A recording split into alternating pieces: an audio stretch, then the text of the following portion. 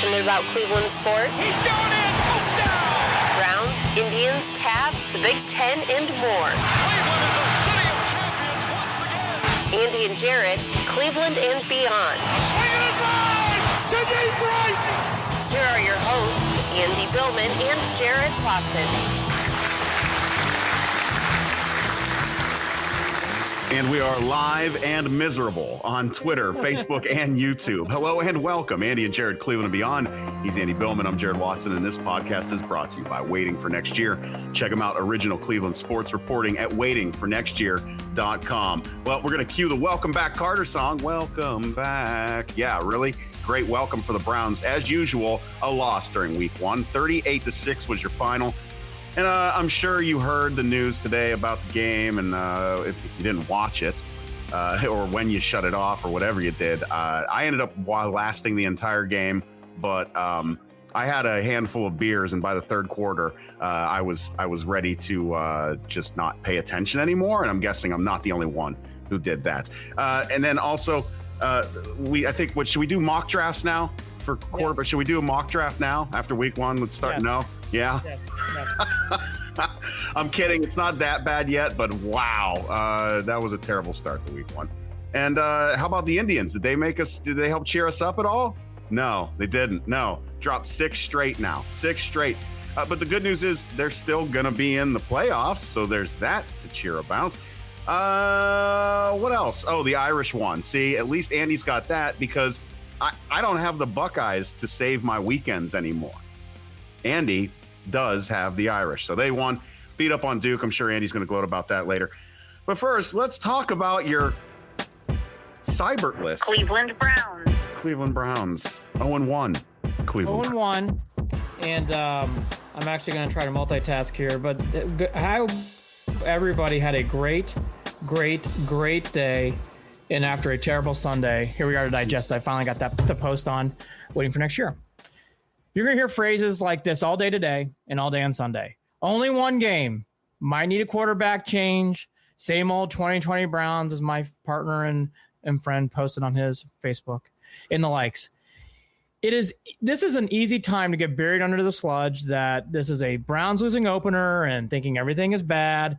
And, we all know it's a 15-game stride after this and everything else.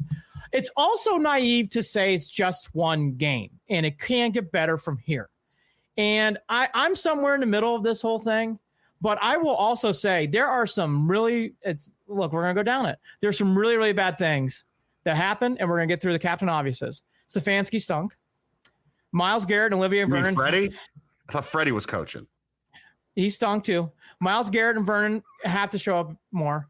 OBJ, for one who defended him a lot last year, it's getting harder to defend him. Baker Mayfield has not played well since 2018. And this is my biggest worry, and you'll hear more about it here in a second. But the biggest reason why it's fine to jump off the bridge with knee pads on is this. That's how I would put it today. With analytics running the show, we are now 1-32. With analytics running the show, we are 1 win in 32 losses. It's getting hard to get off the pavement, especially when you lose not 18-12 or 21-14, 38-6. So for everyone out there who keeps saying there's a long season, overreaction Monday, sure, but we've seen this before, and we are being led by analytics again, and I will give some good faith in this and somewhat, but let's be fair. 1-32. Here we go again. This did not, Jarid said it. We're going to go down the list of today of bad shit. And you can't, it's not fair not to think, wow, maybe this is just one game. There are some things that are glaring and they're striking. All that to say, and I'll make this a big point as we go into the Bengals preview, you can straighten this shit up real quickly, the win or two. But it is very fair to say today, in a regime with now Barry and DePodesta running the ship again, it's 1-32. Andy, I got to tell you that couldn't have been. And I jokingly said, at the end of the last podcast, they'll get blown out 40 something to nothing. Right. I jokingly said that, knowing that it was in play, knowing full well that my 35-24 Browns win prediction was full of nothing but more than my own high hopes. And the sad and ironic thing is that my joke turned out to be the truth. It was a complete blowout. It was brutal. It was painful to watch. It was as bad a week one as I could have expected or asked for. I am not. I am now. So I am in a position now where I have changed my opinions about things that I didn't think would change this fast. Now, I am not jumping off the bridge, but I will say this. After reevaluating and looking at the schedule, and I told you this via text, I really only saw 3 or 4 wins in the first 8 games of the season, and I see more like 5 or 6 wins on the back 8. That's one thing that I can say to try to remind myself, hey, maybe they can right this ship, is that I really only expected them to start out 3-5, 4-4, if we're lucky in that front half of the season. And that what gets them into the playoffs possibly is that they improve, because that back end of the season, as of now, looks like there are some winnable games. But we've also seen some surprises over week one, like the Jaguars, stuff like that, where you don't know where some of these teams are going to be down the road. So again, maybe I'm full of shit. But what's bugging me now is, Andy, I am with you. I am on board with the, oh boy, Baker might not be the guy.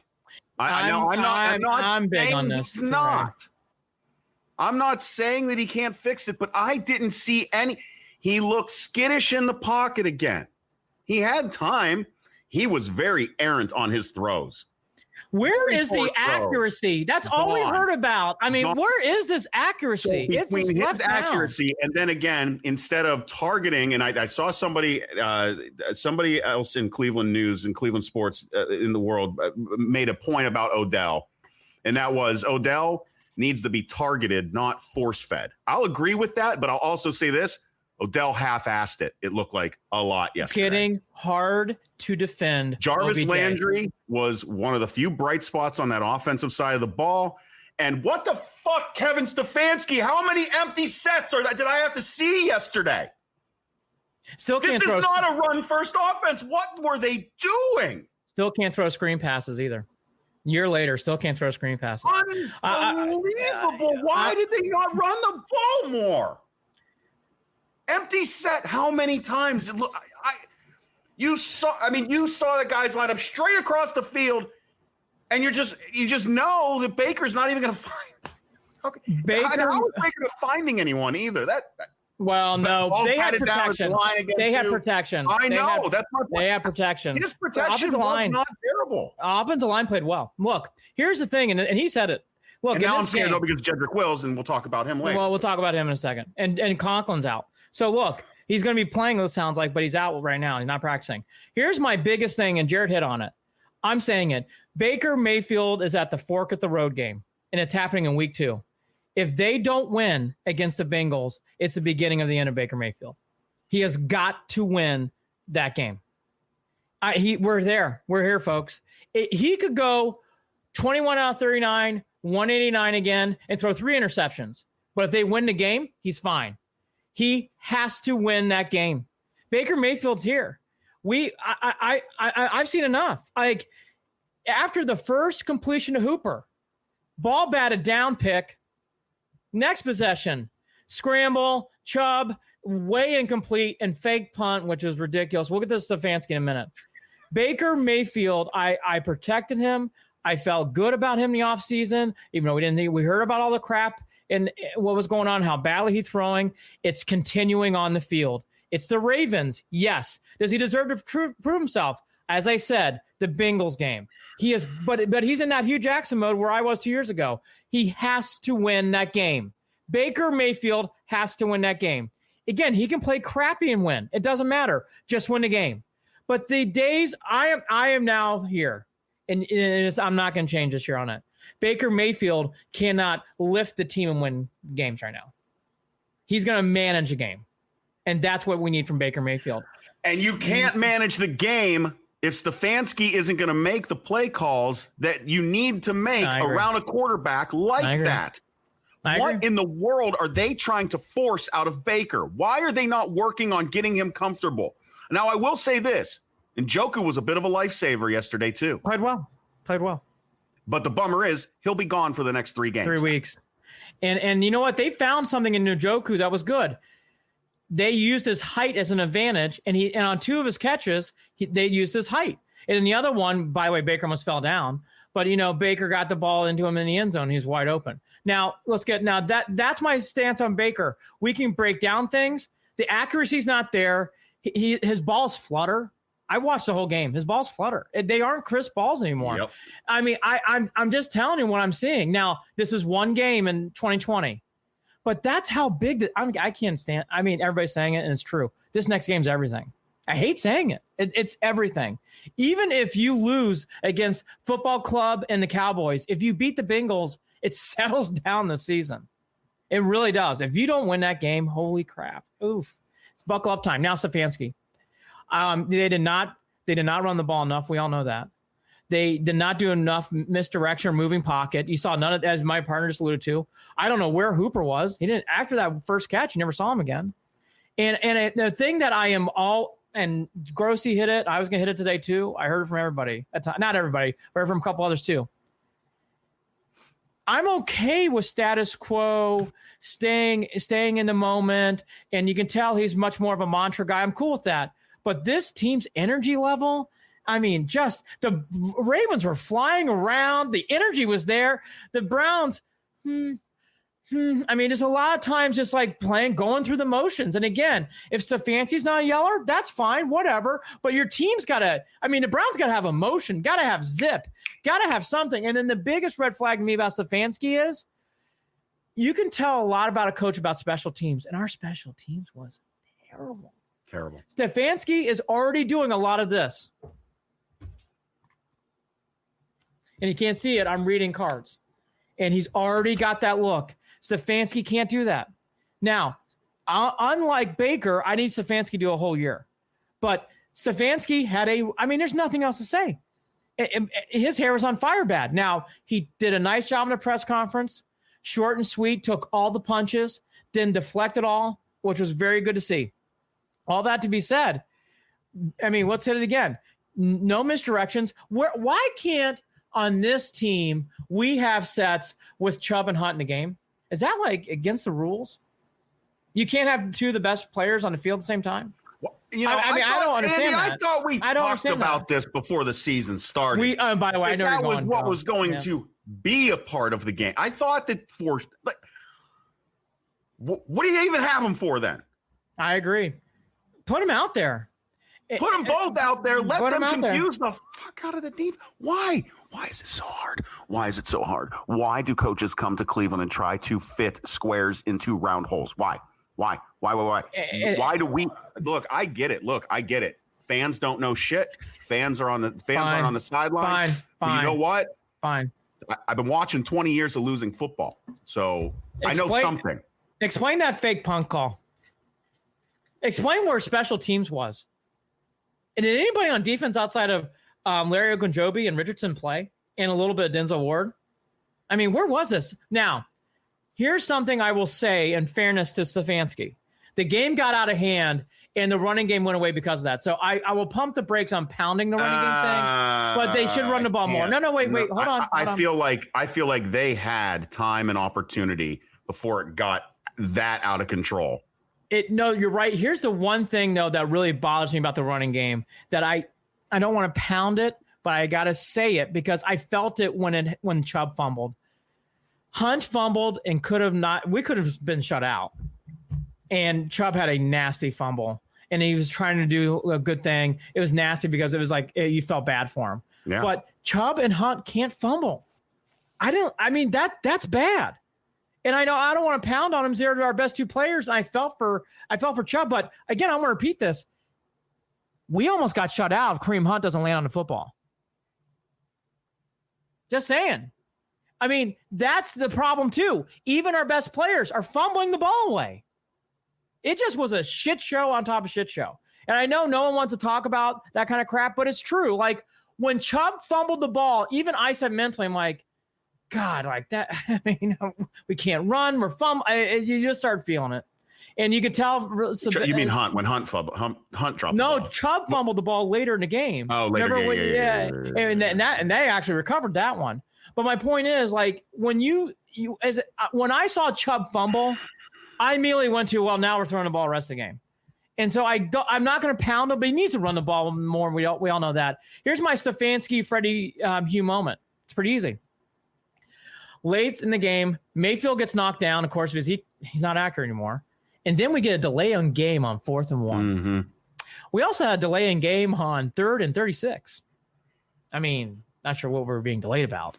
But and then on one of the last drives of the game, so it's delayed game now, 4th and 6, Mayfield's going deep to OBJ. I mean, that is. Oh, I could not understand any of that. I mean, that's one of those moments. All I thought was, what are you trying to do? Like, what is this? Like, when you're third and 41 or whatever it was, just run the ball and then punt. Get the please. fuck out of here. Run the ball and then punt. Go. Get out of here.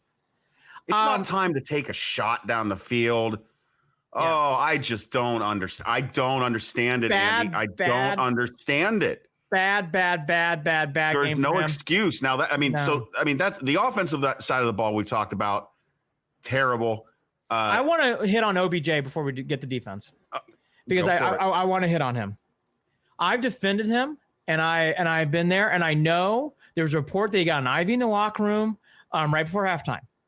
All that to be said, that drop was ridiculous. You got to catch that ball. I know it wasn't perfect, but Kevin Harlan, we all said it. Behind him, but it was it hit both his hands. Catch the ball. What he did was he turned his head upfield. Catch the ball. I don't care. Catch the ball. Chubb can't fumble. Hunt can't fumble. And OBJ needs to make catches. OBJ's attitude on the field was clear. Everyone's saying it. We're not being mean. We're not picking on him. Again, does he deserve a mulligan like Stefanski?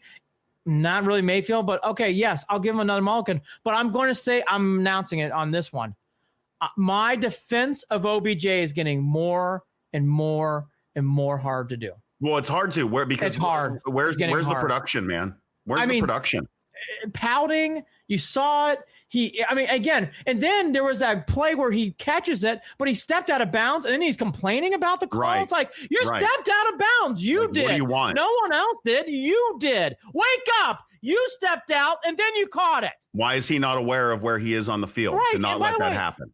You know why? Because that's half-assing it. It is. Period. It is. You're half-assing it. It is. You're mailing it in. Look, start playing better. And you know what? If he doesn't, sit him. We got other guys. Bring Higgins in. Get him in there. I don't want the days of coddling OBJ are done.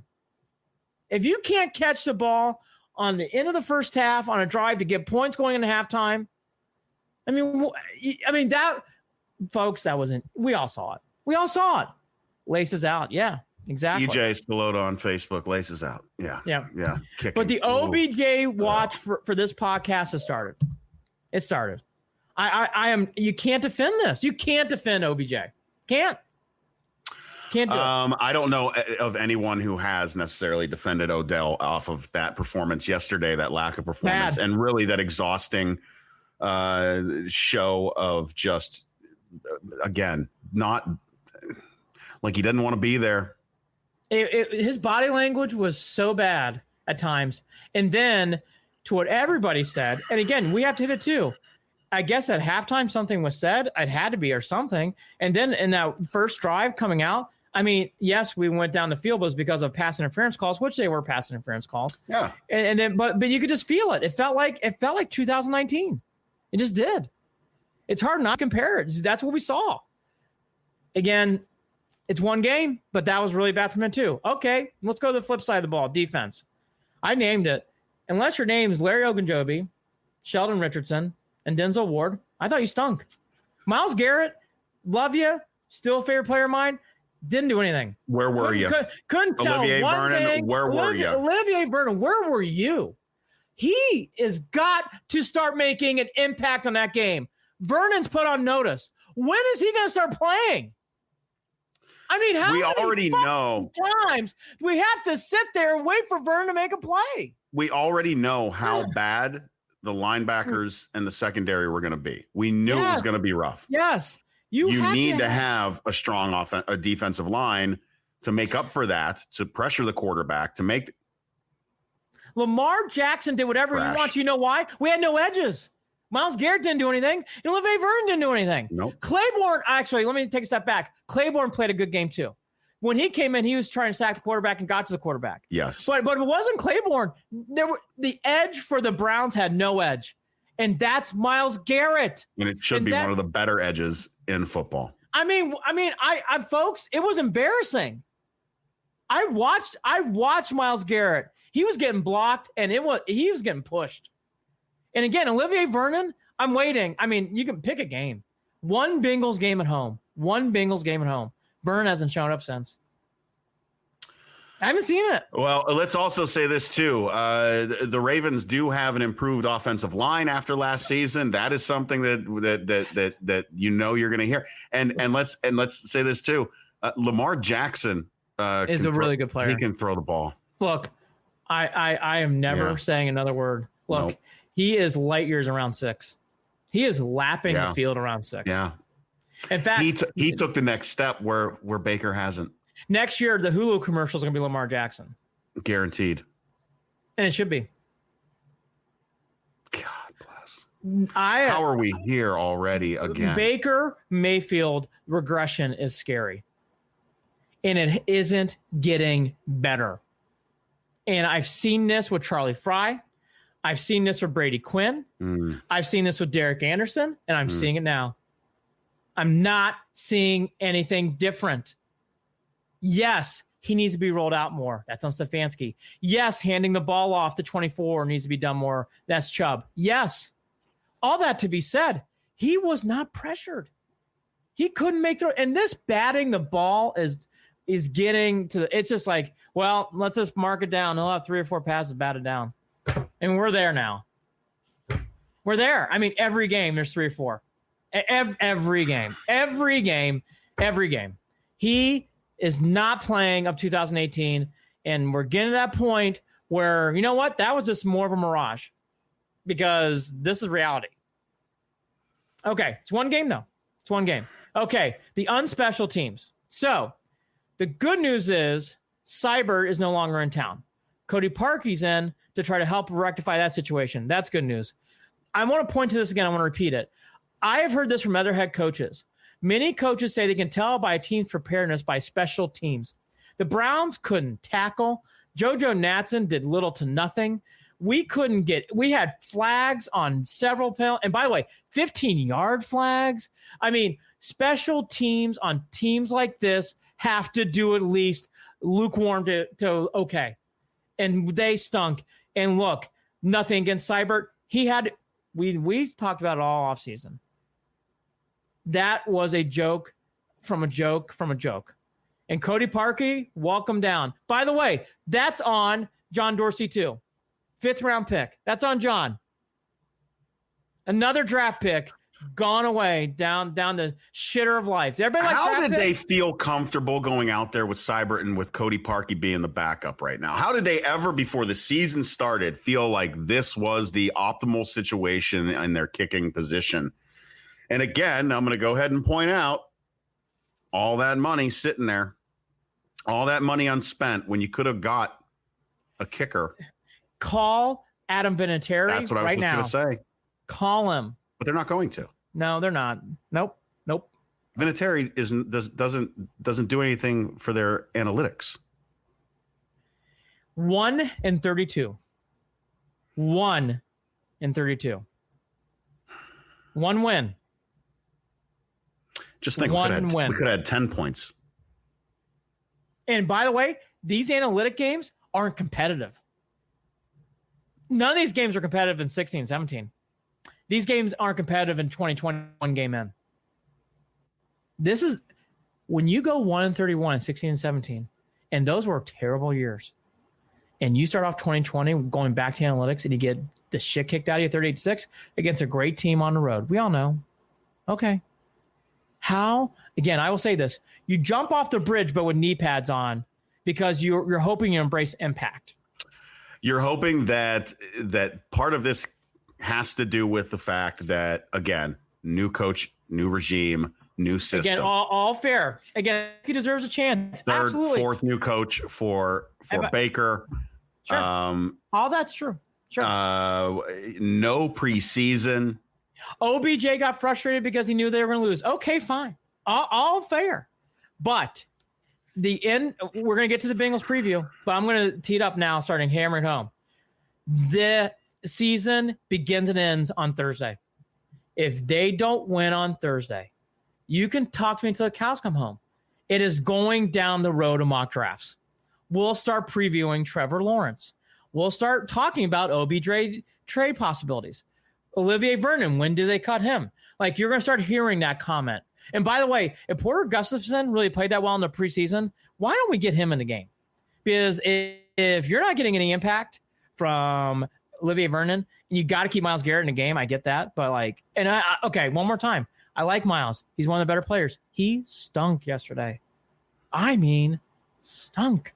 Lamar Jackson did anything he wanted to on the edges. Anything. When he was in the pockets when he had trouble. And even then, he was still making throws. Mm-hmm. But anything sidearm, Bernie-esque. Look like Bernie. The only guy was Claiborne. Claiborne actually set the edge for the Browns defense. Garrett couldn't be found.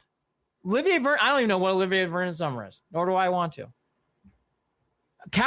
I'll tell you what, I've seen enough of Olivier Vernon. Countdown's on until we get rid of him. He's no good. Okay. So that's game one. It is a long season ahead. I will say this. Stefanski is still, to me, on the right road. I'm just going to give this as a horrible first game. Okay, now let's go through the list. I'll give it one more time. I think Baker Mayfield, he can play poorly, but if they win the game, he's fine. I think he has to win on Thursday. Where are you at Baker Mayfield? I don't know why you would go any further if you can't. If you're playing Cincinnati, it's at Cleveland too, right? Yes. Yeah, I thought so. So at home against Cincinnati, against a rookie quarterback, against a team. Bengals are terrible. Bengals are terrible. Not a good team. I watched the Charger game. They're not good. Not good. Boy, oh boy. Yeah. Better win that game. I don't know. You have to win it.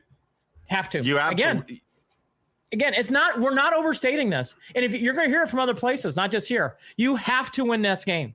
You have to. If you don't win this game and Baker plays poorly, is that it? Case Keenum in. Sit his ass. Is that what you're saying? I'm saying you ride it out, but Baker Mayfield's days in Cleveland are numbered. Yeah. I really mean that. I can't see him recovering from that. I can't. If he plays poorly and they win, he's fine. They just have to win. But if Baker plays good and the team loses, doesn't matter. He's done. Has to win this game. That's how big of a deal it is. Has to win this game. Yeah, this is like the Steelers game for head coaches in Cleveland. It is. It is like Hugh Jackson going into the Jets game after the Saints loss. It is that. That's how it feels like to me. It's when we first started doing these podcasts. That's what it feels like to me right now. It feels like you're there again, where it's like Baker Mayfield. We've heard about his accuracy. He's not accurate anymore. We hear about his leadership. He can't lead anything right now. You talk about his confidence, folks. He's not confident. The balls flutter. You don't see it. He looks skittish. Doesn't look sharp whatsoever. Doesn't look sharp. And again, I know there's things they can do to help him. And by the way, I believe in Stefanski. I still do, even what I just said. They'll get him rolling out fine. I'll be honest with you. I don't know if it's going to make a huge difference from what I'm seeing. I think he's a game manager. I don't think he's an elite quarterback. I'm sorry. Maybe by the end of the year, this will all change. I see a game manager. I don't see an elite quarterback. I just don't. Well, I can't. Don't see it. I can't argue with you. Don't see it. I don't see it. I'm very sad about yesterday's game. I am too. It's rough. It's rough. But again, this reminds me of the Titans. It's what a letdown. It's just such a letdown. Again, the loss is whatever. It's how they lost again. It's 2.0 in 2019. OBJ trade. What do you think? Likeliness of that? Well, I think we're getting closer to that being a very real possibility. I think it's being bantered. I wouldn't be surprised if it's being bantered. Here's my next question. I'll answer first. Can this become a running team with Chubb and Hunt? My answer is yes. I actually still believe in Stefanski, and I believe he'll run the ball more next week. I just do. Do you think that? I think that if they don't, I'm really going to start questioning what Stefanski's doing. I agree. Am I being too hard on Myles Garrett today? No. I thought he stunk. Just the fact that you never heard his name but one time yesterday. Got his ass blocked a lot in that game. Really did. I mean, really just had a hard time with it. So this goes to my second point about the defense. You know, I know we're really hurt on the secondary outside of Ward, and I know there's a lot of questions with linebacker, which we all knew. All that to be said, are we all good with seeing tight ends fly around against the Browns defense over the years? I mean, Andrews looked like a Hall of Famer yesterday, running around loose. I mean, that's another one. Defense has got it. I mean, I know it's all on offense, and I get that. But that, you know, that too needs to tighten up. And special teams has got to do a better job. Okay. I said it. Are we getting fooled by analytics again? Are we getting fooled again? Is this 1-32 that's going to turn to 1-40? Boy. I mean, are we really Boy. I'm just questioning it now. Are we getting fooled by analytics again? Are we really? I don't know. I don't know that we can make that assessment yet because, again, that's Stefanski's first game. I know. I agree with you, but I just want to start stating it. That was alarming. That was alarming yesterday. Makes you wonder. Again, in 16-17. Well, what I don't understand is how they didn't come out ready to compete. No energy. They None. did not. You know, when you Flat. really look at it, they didn't come out to compete. Nope. We heard this all preseason. I talked about it all preseason towards the end. You don't hear a lot of buzz from this team. This team was like a the Ravens were flying around, clapping, cheering, chirpy. It looked, honestly, you could feel it going into after the first drive in the third quarter. Please go 0-0 so we can just get the fuck out of here. Just go home. I mean, you could just feel it on the team. Mm-hmm. And when Chubb fumbled, everybody knew it. Game over. I agree with Jared. I'm asking this because this was such a hard face plant that I'm curious to see how it really continues on from here. Okay. Stefanski can only go up from here. I do agree. I really, in my heart, believe he's the right coach. So I'm going to stick on this. I'm not going to jump off the bridge on this guy after game one. However, it was the worst start you could have as a coach. I mean, it's so obvious. This is a season where I'm not. I know that people have talked about whether it's a gimme or not. It's not a gimme, but I will say this: this is a season where you're probably pretty thankful that you're only getting 6,000 fans in the stadium. Yeah, I agree. And for people out there who you had COVID and all the other stuff. Well, how do you explain what was going on in Carolina? They're competing. They almost beat the Raiders. I see all these new first-year coaches doing a lot better. The Browns weren't competitive. I mean, weren't competitive. I mean, yes, I understand COVID. Yes, I understand the challenges. And my God, the Browns are banged up. But I'm seeing other teams compete. The Browns weren't competitive. Browns were not competitive. It was, So the positives, Jared hit one. I'm going to hit it. I've been picking on a guy, and I feel bad he's injured. Njoku did play well. And you know what? They found something in Njoku to use his size and his leaping ability to his advantage. I liked how they used him in the game. That should be brought up upon. Larry Ogunjobi, who was really pressed out nicely by Pro Football Focus right before the show. He deserved it. Larry had a great strip in the game. He stood, actually, even beyond that strip, he stood out. He had a nice game, played well, looked like he was ready to play. I mean,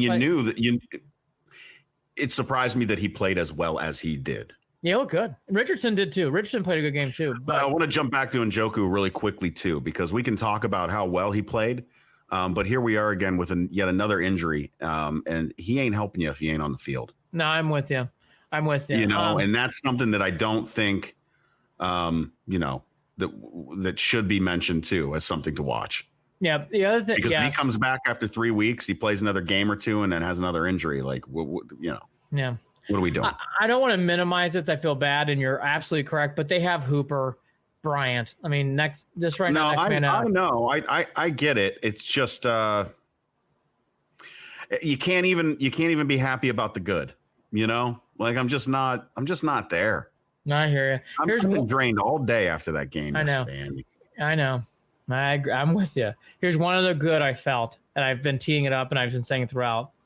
The offense line does look much better. Yep. And I thought the offensive line last year didn't struggle as much as others thought. I'll be fair. Wills had a nice game, played really nicely. Conklin, I hope he's not too hurt. He is banged up. He did not practice today. He looked good. The offensive line did a nice job. I did not see any problems with the offensive line at all. So, hey, for everything we were worried about the offensive line, they had a good game. They played well. You really got to be happy about the fact that Wills came back with it. You know, the X-ray was negative, and you're just hoping that he's. Listen, this is a rookie. He's going to push through whatever pain. He practiced. He practiced today. Wills practiced, and for people who didn't hear, Conklin's got an ankle and a finger. He did not practice today. They're hoping he's going to be okay for Thursday. It looks like Wills is on his way if he's practicing. I kind of agree with Jared. The good news is, in case Conklin doesn't play, Hubbard is back to limited practices, so that's good. So at least if they don't get Conklin, they'll have Hubbard ready to go, because Hubbard was not available for week 1. So that's a good thing. Yeah, and the other injury news, Jacob Phillips, I mean, I think at this point, it sounds like I would be surprised if Jacob Phillips played. I think that'd be a surprise. I don't think you're going to hear any of these names on Thursday, Mac Wilson, Greedy Williams, or Kevin Johnson. I'd be surprised if any of those names came up. Yeah. I don't think you're going to see any of those names. Maybe you will, but I mean, I don't know. I just cannot no, a short week. I mean, I don't even know if they played on Sunday if you'd hear any of those names, though, either. No. So. Now, here's one more positive before we get into the Bengals game. So I do want to end on this. The one thing, though, that was positive was the touchdown drive outside the Hunt fumble. Ugh. But he recovered, thank God. But the bigger thing in this game, though, was you could see the possibilities. Because on that drive, Mayfield out of the pocket to Landry, 15 yards. Chubb cuts back, goes down the sideline, big run, first down. Another handoff, then Hooper, then Hunt. Goal line, the fumble, yes, that was bad. But then the play action fake, rolling out Njoku. That drive is a sign of things that might be able to go down the road. I do want to go on a positive, is that drive was the perfect drive. Mayfield, again, rolling out of the pocket twice in that drive. Handing the ball off to Chubb, hitting your tight end. These are the drives in that touchdown drive you want to see. It is possible. So I want to give some hopes. I know today it's hard, but I thought that drive spoke to what is possible. And then, of course, the Seibert kick is just another. I think that the Seibert kick following that drive and that touchdown is yet another perfect, microcosm that explains everything with the Browns, and that is shooting yourself in the foot. And by the way, it's not too harsh. Taking something that's good and then finding a way to make it bad. It's not too harsh to cut him either. No, when he not missed at all. No. When he missed the field goal at the end of the first half, and then of course the Ravens drove right down the field with like 50 seconds left. That was that. I mean, Seibert sat alone on the bench, and it's going to be fun to watch him playing for a team in the playoffs at the end of the season and kicking a game winner. 55-yarder. So by the way, there's a wild rumor he could play for Cincinnati on Thursday. I've heard that because Bullock is out. Bullock pulled. By the way, that's a terrible loss for the Bengals. They had a chance to tie the game. 31-yard field goal. Bullock missed it. Pulled his calf on the kick. So the Kitty Cats come to town on Thursday in what will be a big matchup for Bengals and Browns fans. I would be shocked if anybody else watched the game, but okay, we will be watching. Everyone will be watching in Cleveland and Cincinnati and hopefully around the country. But again, I mean, I can't tee it up more. This is a must win in week 2. And everybody's saying it. It's not just going to be here. It's not going to just be there. You have to win this game. Some news and notes from today. It sounds like Ronnie Harrison's going to get more playing time. I mean, why wouldn't he? If anybody watched that game, I mean, I don't know what confident safety. By the way, Grant Delpit's injury and Mac Wilson's injury showed up big in that game. Both were sorely missed. You ain't kidding. Yeah. So here's some other news. I did watch the Bengals game. I just want to repeat this. The Bengals are not good. The Bengals are not a good team. Right. The Chargers are frankly really bad too. And they tried to give that game away and the Bengals couldn't take it. So, and Burrow struggled. 23 out of 36, 193, 1 interception. Played like a rookie. Okay. So if he torches the Browns, it's not because Burrow's great after week 1. Okay. This is a short week against a quarterback who's a rookie. Mixon did nothing. If he torches the Browns, it's because that secondary and that team, Bingo. that defense is terrible. Bingo. The Browns defense is terrible. Mixon did nothing against the Chargers. Nothing. Fumbled the ball, only had 3 yards of carry. So this offense struggled. And the Chargers have no, I mean, again. Well, yeah, and I think I expected more out of Tyler Boyd early on too. And it didn't work out that way for the Bengals either. No. So it's in week 2 to have a game like this, we all know, we all say different and weird things, but it really does come down to play of 6. We all know that, Stefanski and all that to be said. I just want to harp on that last drive as a positive. If you run the ball and you roll, like you said it and I said it, if you just roll them out, do simple things, run the ball, keep it simple, and Chubb and Hunt don't fumble, you can easily win this game comfortably. I'm telling you, again. It is not impossible. Well, the word, Andy, the word is cute. Don't be cute. When you try to be cute, you end up like Freddie Kitchens. When you try to be cute, you fake punt, in your own side of the field at the beginning of a game when there's no reason to even try to and fall flat on your face. I love the Scottish Hammer, but no, let's not do that again. Don't be cute. Stop being cute. Tony Grossi found it at the beginning of the Hugh Jackson's career. He did the same thing against the Eagles. Mm-hmm. Don't do it. Don't. And I'm not going to overhype this today. You want to go for it on 4th and 1 in their territory, maybe on the 35, 40-yard line? In the third quarter, down a touchdown? Okay. Go for it. Run down that 7. Yeah. Down 7-0 inside the 40. Keep if this is analytics, I'm pretty sure that the analytics would tell you that's where you do things that are not. What was analytical about trying to fake that punt? That's what I want to know. 1-32. That's what it was. 1-32. I mean, all day long. All right, I'll lead off. The Browns are a 6-point favorite in this game. Mm-hmm. After everything I just said, I think the Browns are going to win. I did not think they were going to win week 1. I do think they're going to win week 2. I don't think they cover. I think they do. I think the Browns, and in fact, I'm going to go a leap further because I've been terrible at my picks already. Start off the year. This will be one of my picks. I think the Browns cover and they win 20-10, and they will drive you crazy. I think Mayfield does just enough to keep water, and they do just enough to win, and they do the things they have to do to win. And I'm just gonna say it again. The Bengals are really bad. You lose to the Bengals. 16-13 Browns. Okay, that's all fair. Parkey gonna make field goals, win games. By the way, in fairness to Parkey, he was having a good year before the double doink. So hopefully he gets his inner Parkey and does a good job. Oh my gosh, the Browns kicking situation is amazing. It is absolutely amazing. If Parkey was doing all that great, he wouldn't have been backing up Seibert. Would he? I want to go back to something though, because we hyped him so much. Right now, John Dorsey legacy is not looking good. Your 5th round draft pick kicker just got cut. Mayfield, not doing so well. Not looking good. For all these great things, and for all these wonderful things. And by the way, good thing we weren't sucked into that.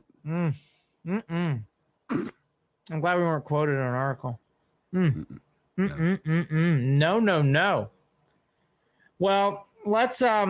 Is there anything else in the NFL you'd like to talk about before we get to the Indians? No, I don't. No. I thought it was fun to see Tom Brady lose. I'm really annoyed the Patriots won. God, the Ravens are good. I can't get over how good the Ravens are. They're so good. Class of the league, outside the Chiefs. Minshew had a surprising game for the Jags. Yeah. Oh my God, my picks were awful. Outside. Oh, you weren't the only one. That was my lock. That was my lock. Seattle came through. Thank God. Falcons are bad. Yeah. Another bad loss for Lions. Patricia's days are getting up. Stafford's another quarterback. I mean, you keep waiting for him to pop. Doesn't happen. My other one thought too, real quickly, is I shouldn't have doubted the guys. I'm a big fan of his. Aaron Rodgers looked great. God, zipping the ball down the field. I did not expect. Zip the ball down. It looked refreshed. It looked really, really good. Bad loss for the Vikings. Bad loss for the Vikings. They clearly missed Stefanski. So all that to be said, that is week 1. When I last got up, it was 10-9 Giants over the Steelers. And then you got the Broncos-Titans game. Had their own doink issue after that last. Oh, you love a good doink. All right. Cleveland Indians. Go Browns. We'll talk more about the Browns on Thursday. Let's go to the Indians. We got to. All right. So the Indians. They've now lost 6 in a row. I will repeat this statement, though. They're going to make the playoffs. They are. They're going to make the playoffs. Yep. They're going to make playoffs. Okay. Francisco Lindor. Every team struggles. Quote, it's a question. Are you going to struggle 5 games, 10 games, 15 games, or 100 games?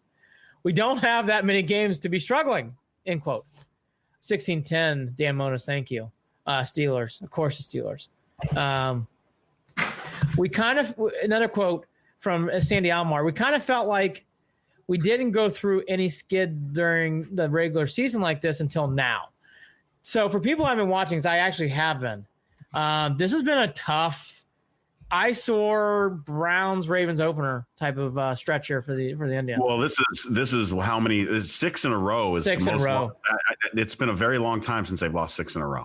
The most exciting thing was the Lindor-Romo scuffle on Friday. That was the most exciting thing that happened this past weekend. So to relive some of it, and again, I want to repeat, the Indians are going to make the playoffs. So even though these losses are happening, they will be forgotten, unlike the Ravens game. Bieber did a big thing. Recorded his 100th strikeout of the season and just 62 and 1/3 innings. For why are we mentioning that? That is the fewest innings that it has taken any starter to reach the 100K mark since 1900. Wow, it's an amazing stat. Every time you read it, you just go, wow, it's an amazing stat. So Bieber's on fire. He did get the loss. There's more of the same for the Indians on Friday. And again, the most exciting thing was Lindor and Romo getting to a fight. The other interesting thing is they moved Lindor up to leadoff, and he's been batting leadoff ever since Friday to try to get the team going. It got going by Sunday, but again, the pitching fell apart. We'll get to in a second.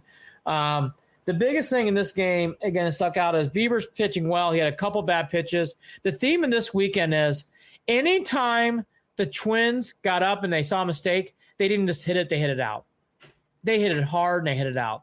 Anytime the Indians had a mistake pitch, which was happening, foul ball, fly ball, foul ball, fly ball. Right. It was the biggest difference in these series. Well, the Indians have had those struggles. They have been like that. There were times early on in the season where I look at Franmil Reyes and he would foul off pitches that you thought he was going to yak right out of the park. And that's just not going to fly. It's not going to work. It's not going to work for this team. This is a brutal stretch. This is hard for me to stomach watching. This is where we mentioned this on the trade show with Clevenger. 2020, the Indians took a step back in that trade. Now in the future, it could really help out, but right now, and I'll tell you. Okay, let's go to that trade for a second. I'm ready for Quantrill to start pitching well. I mean, he stunk yesterday. Yeah. I turned it on after the game. He was getting tattooed. Yeah. Quantrill's got to start pitching better for this team. He is just not getting anything from him at all. Karinchak does look better, so that's good. McKenzie really struggled yesterday. And again, the whole series, anytime the Twins got a mistake, they hit it out. 5 home runs on Saturday. I believe they had 4 yesterday. I mean, all their runs scored. Every run scored on Saturday and Sunday was off a home run. All of them. They had 15 runs. All the RBIs run scored were all on home runs. All of them. All of them, Jared. Well, that's nice. Unbelievable. That's nice to have a team that can do that. That can hit the long ball like that. Yep. The other big thing the other big thing on Sunday, which Hammy hammered home. Tribe was 3 for 16 with runners in scoring position on Sunday. For those of you who didn't watch, as I'm sure none of you, maybe some of you didn't, they had 13 hits. The Tribe got 13 hits in that game, and yet they could only score 5 runs compared to only 7 hits for the Twins, and they got 7. And again, the big stat, 3 out of 16 with runners in scoring position again. Yeah, that's not winning baseball right there. The story on Saturday night was Plesac, again, same story. He got bombed. Plesac pitched okay, 7 innings, 5 runs, but anything that he was a mistake just got hit hard. And that was the first game all year Wickren really came off the rails, just did not have it. He got hit hard on Saturday night too. J-Ram hit a home run. That's about it for that game. I will say Plesac's pickoff move is fantastic. It was forgotten in my brain until Saturday night. I forget who he picked off. It was amazing. His pickoff move is sick. Plesac really does have a big move. And again, I'll repeat it one more time. The biggest team in the series, the Indians can't capitalize on their mistakes, and the Twins do. That was the biggest difference in the series right now. Yeah, I think that we've also got to mention Tito's still not back with the team. I'm really hoping that he's doing okay. Need him for October.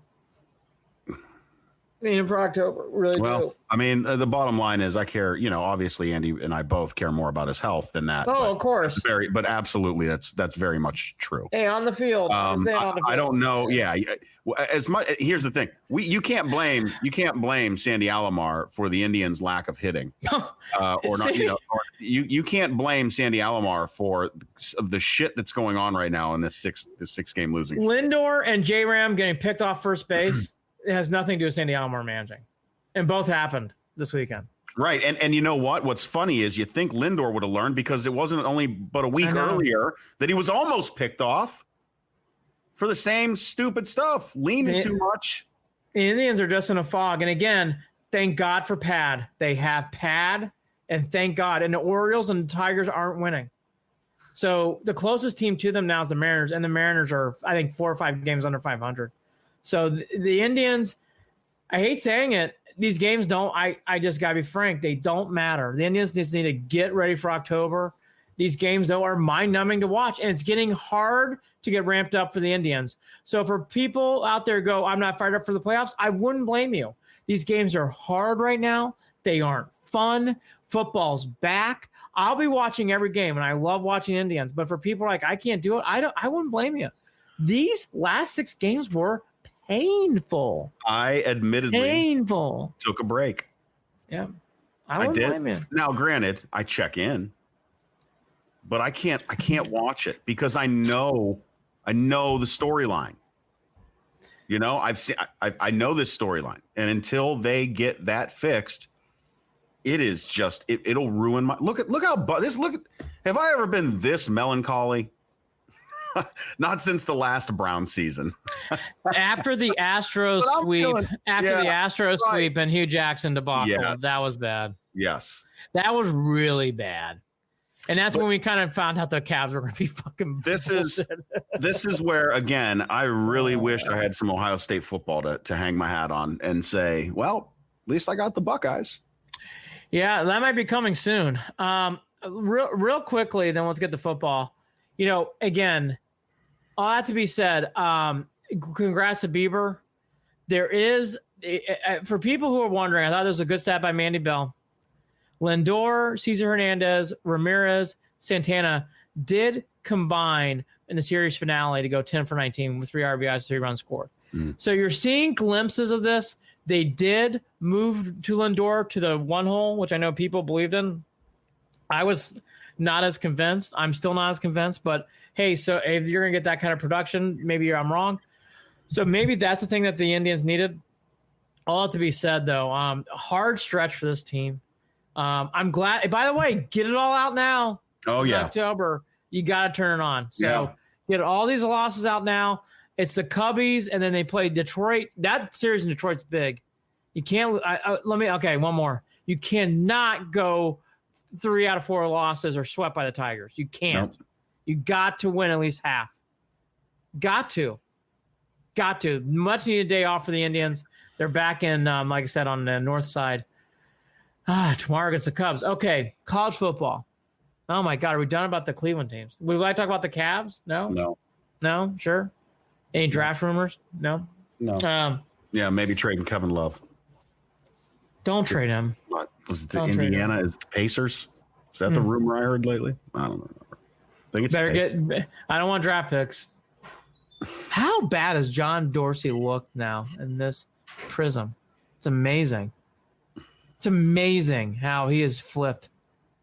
Austin Cyber is a 5th round pick. Gone. Boy, is that a bad draft pick. The Irish played the Dukies. And if you remember, everyone sat there that watched that kid play in college and said, I don't know what the Browns are thinking taking him. Yeah, I remember watching people from that were Oklahoma that would say, why are the Browns taking him? I don't know. All right.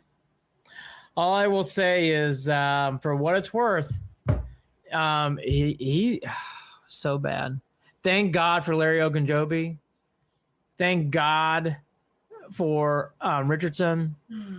Claiborne had a nice sack, a nice play. I mean, boy, that's about it. And Njoku played well. It's amazing. The Irish played the Dukies. I will admit, as college football became more ingrained. By the way, how about the Sun Belt Conference? 3-0 against the Big 12.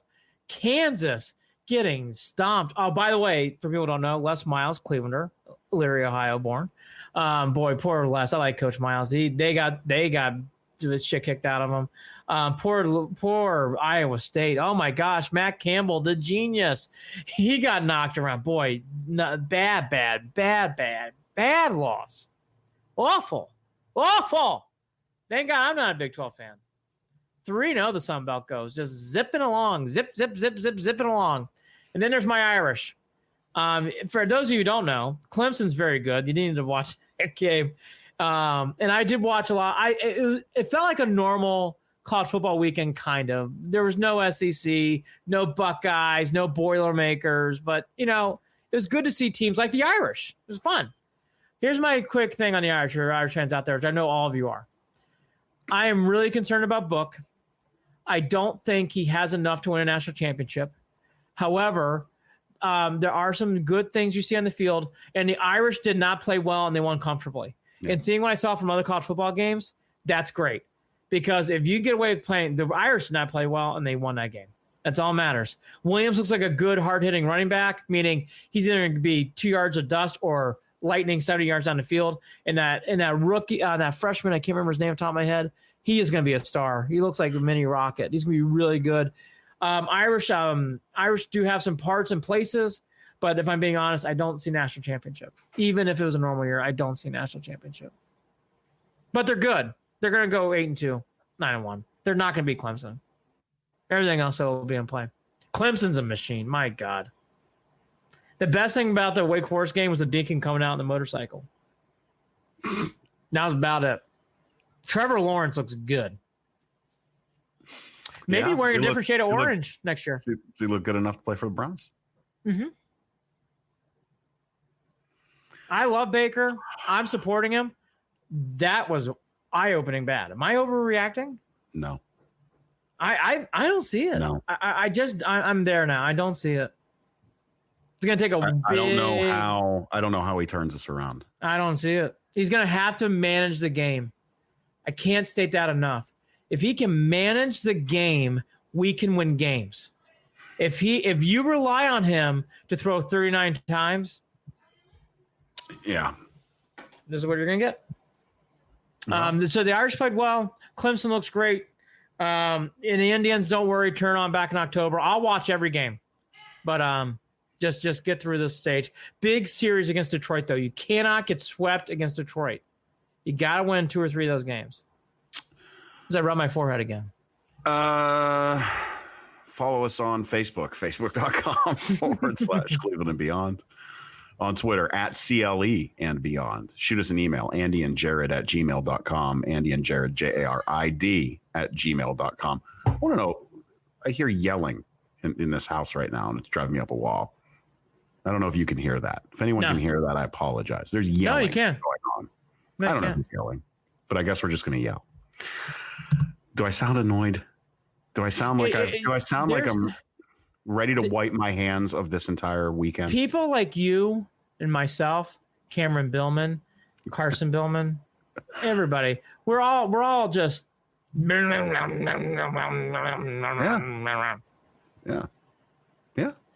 Well, The Browns will do that to you.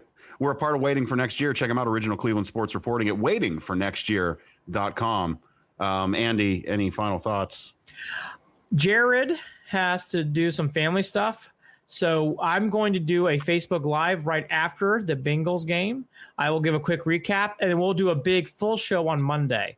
So for people who are wondering, we will not be doing a show this Friday, but we'll be back on Monday. And I watch after the Bengals game. I will go on live. It'll be funny. I'm sure I'll do something wrong, but catch me. I'll have some thoughts. I'll do 10 minutes. Dan Monis and EJ will both text me and give me notes, which will be fun. and I'll be all over to answer those questions. But no, I will. Jared's got some family stuff he has to take care of. So just a brief show at the end of the week, back to normal on Monday, and then away we go. Last thought is Baker, game manager. Let's build from there. Must win for him. Again, he can play crappy, and if the Browns win, it's fine.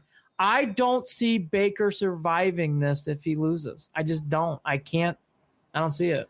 I think it's actually there for him in his career. Is a blowout in play for the Bengals?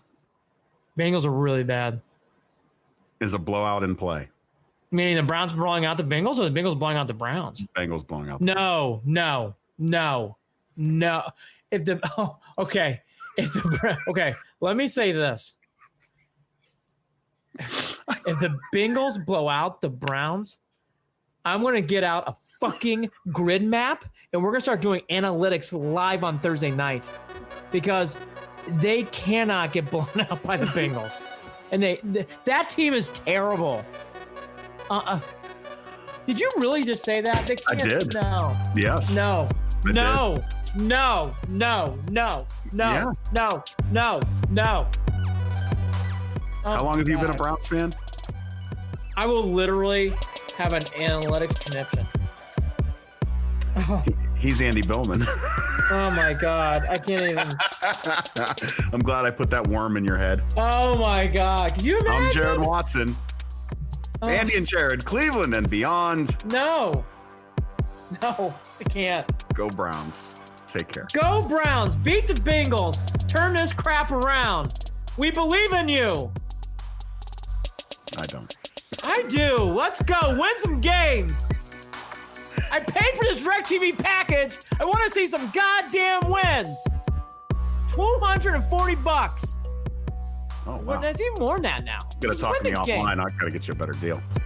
All right, everybody. Take care.